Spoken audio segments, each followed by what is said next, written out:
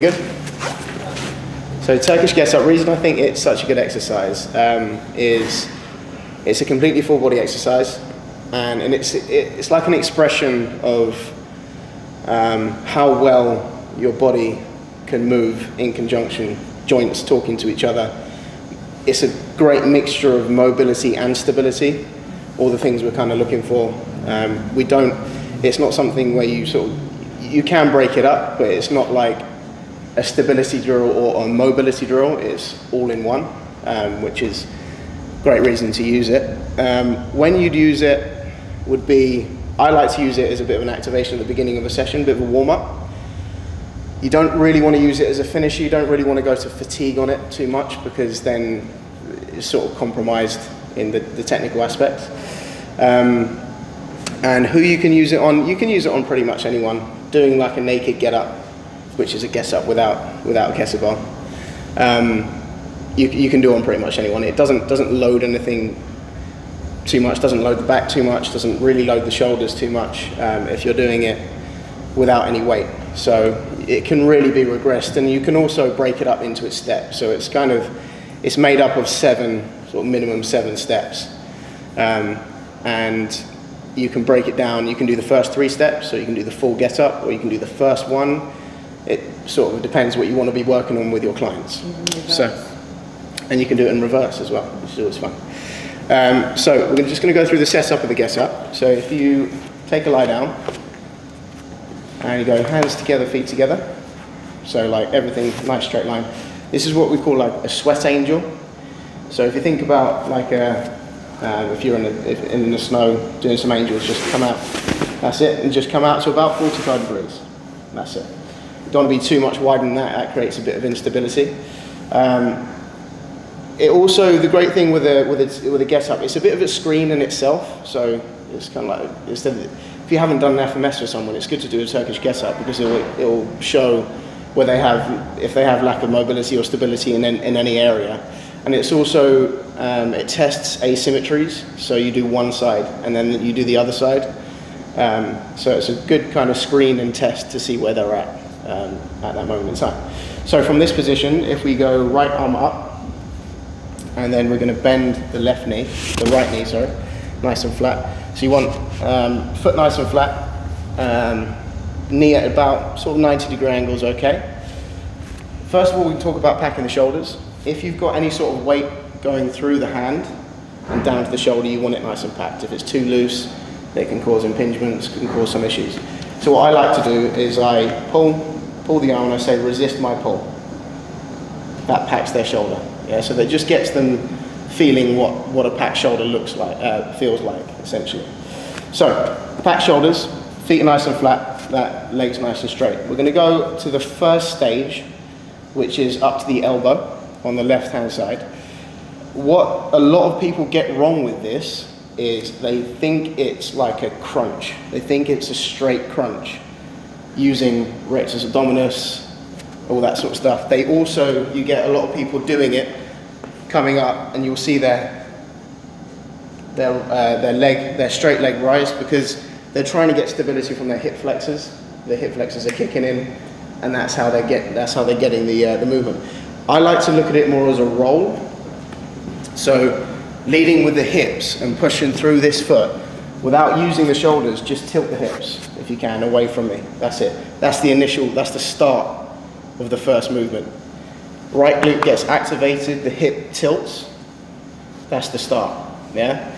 From there, you then pull with the elbow. So if you think about pulling yourself up with the elbow, doing both together, and then rolling back down. That's the punch and crunch, yeah? That got me from doing a Turkish get up with 12 kilos, 14 kilos, to doing it with 24, 28. Because I couldn't use my rectus abdominis and my hip flexors to get 28 kilos up. Just didn't work. The roll is so much more efficient, and this is the hardest part of the exercise as well. So getting this part right is kind of important. So you can do a lot of just crunches with a client, at the beginning of a session. So you get up to the elbow, roll up to the elbow. Good. You can see as well that she's pushing away from the floor with this. This shoulder's nice and packed. Can you show us a really bad position for that left hand side? So that's kind of chilling on the beach, right? Just relaxed. nothing, not a lot happening, that's a packed shoulder. So you're pushing the floor away with the elbow. It's good. And then the next one is the first post. So you're going to push up with the hand. That's it. Kind of screw the hand back as well a little bit. There you go. And again, this shoulder's nice and packed. This shoulder's nice and packed. Yeah, that's kind of what you're looking for. I like to do a little bit of an exercise with my clients. It's like good shoulder, bad shoulder. So on the left side, I say, show me a bad position. Show me a good position. Show me a bad position, good position. It gets their brains thinking about what a good position, the bad position is. Same with this side. Show me a bad position, show me a good position. Bad, good. Good. Yeah. From here you can go one or two ways. You can go for the high bridge or you can go for the low sweep. We're going to go for both. I want you to show me the high bridge first. So pushing up through this heel. These are your two main points of contact. Glutes are active, not getting a huge amount through the lower back, not a load of extension. You're looking for a nice straight line, so if you just kind of a bit more thrust and rotation, there you go. A nice straight line, hand to hand, that's the high bridge. And then you go for the sweep from there. If you pop it down, just go back, sit back down, there you go. This is the low sweep, where the high bridge kind of gets taken out of it, but you just sweep that straight leg through, and if you do it, there you go. You come back a tiny bit further, there you go. What you're looking for from this is a straight line, heel, knee, hand. That's a nice straight line that we're making there, yeah? Nice solid position. If you've got a huge weight here, you've got loads of base of support to hold it. And then what we're going to do is sit back into the hips, that's it, and then release off the hand. Good. So if you go back down to that position really quick, and then push forward with the hips. There you go. So you basically unloaded the hand by sitting back into the hips, and you've sort of done a bit of a hip hinge to get up to this position. That's good. Then we're going to go for like a windscreen wiper, so we're just going to bring this heel round, and it's starting to look like a lunge position. Bring this back a tiny bit. You can always adjust as you go. Looking forwards. That's it, and the whole time the weight's right above the shoulder. So this exercise takes the shoulder through its full range of motion, from that at the bottom to that at the top, and it works on the stability at each one of them. And then from there, we're just going to stand up from a lunge. That's the full Turkish Get Up. And then we're going to do it on the way back. So we're going to go for a reverse lunge all the way down. Good. Windscreen all the way around, and then pop the hand down. There you go. You want to bring it forward a tiny bit. Bring it forward just there. There you go. Again, looking for that straight line. And then she's going to sweep through with that left leg all the way down. Good. Again, both shoulders are nice and packed. Down to the elbow. And then controlled all the way down. Good. So that's the full Turkish Get Up. I'm going to take a kettlebell. I'm going to go through the setup of it as well. So, setting up with that right arm again, what you want to do is you want to go into a bit of a sort of fetal position on your side, and you grab the kettlebell, especially it's quite heavy, you grab the kettlebell with two arms, and then you roll into your back and press with both arms up. That's it. And set that shoulder, and the other hand goes up. That's the setup. So you don't want to be grabbing it from a random place and pushing it up, especially if it's like 30, 35 kilos, whatever it is. You want to roll, and exactly the same on the way down. You're just going to bring it down nice and controlled.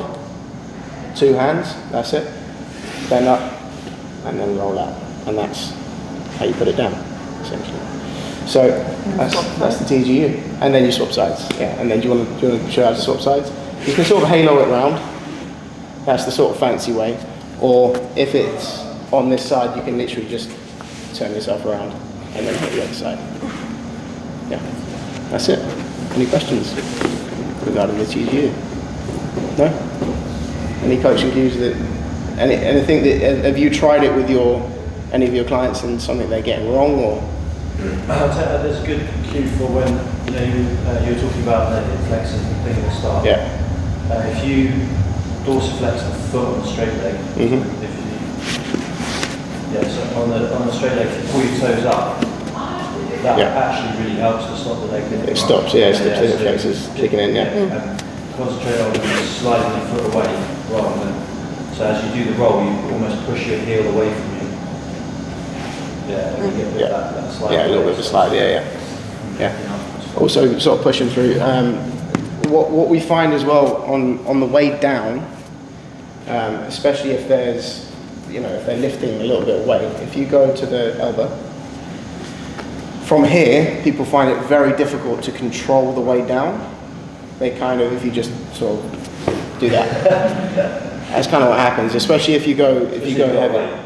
If you go heavy, that sort of happens. And what it's doing is it's testing your core, making sure that you're able to control it. But think about the roll, and like on the way up. So if you go on the way up, pushing through this foot, that's your engine, and that's your engine on the way up. In reverse, that's your brake, and that's your brake. So on the way down, you really want to be concentrated on pushing through this foot and pushing through this elbow, and going shoulder to shoulder, controlled on the way down, and then just roll down. That's kind of what you want it to look like. You want it to look slow and controlled. You get these guys that do, 60, 70, 80 kilo get-ups, the video cuts short right at the end because they can't handle it on the way down. They just drop out.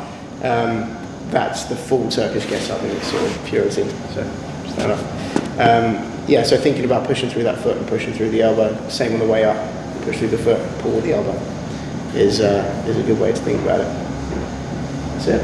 We're all good. I think there's one thing that we all need to be a bit wary of with both of those things, because they are quite technical and they do take a lot of time to learn properly. You've got to make sure that the client kind of wants to do that for a start. And so it might, for some clients, you might never do a swing purely because they don't really want to put the time in to take what it takes to do a good swing. So that's fair enough, but it's up to us as trainers to almost push these things a little bit because they are so beneficial. But just be wary of just throwing someone into the deep end with these exercises just because they're good. You've got to make sure the client's ready to they've got to be ready to spend an hour on the floor learning how to do a Turkish Get Up and think that that's a good thing rather than not getting, like a sweat on a cross trainer or something like that. Do you know what I mean? So they've got to understand that it's the long game in that respect. So it's quite important. You don't do that from the outset necessarily, and they understand what it's actually for before you put them through the learning process or something like that. I also think it's like for some clients, skill acquisition, like trying to see these exercises as skills and trying to learn them as a skill. These are kind of up there with the best of them, really, the swings and the get-ups. So you get some clients that really like it because they can see notable improvements. They're like, I could not do that before, and I've learned a skill, and it's something kind of tangible for them. For some clients, others they really couldn't care less, and it's kind of if you've tried to sell it and it hasn't stuck, I wouldn't worry too much about it. But the Turkish Get Up, especially, if you're getting them through a Turkish Get Up each side, it'll take 5-10 minutes, and that's a good warm up. And it's really done a lot of good, and then they're in a good sort of movement mind frame to then do the more simpler exercises, and they can then do them with good form. So yeah, that's how I like to use them. Well,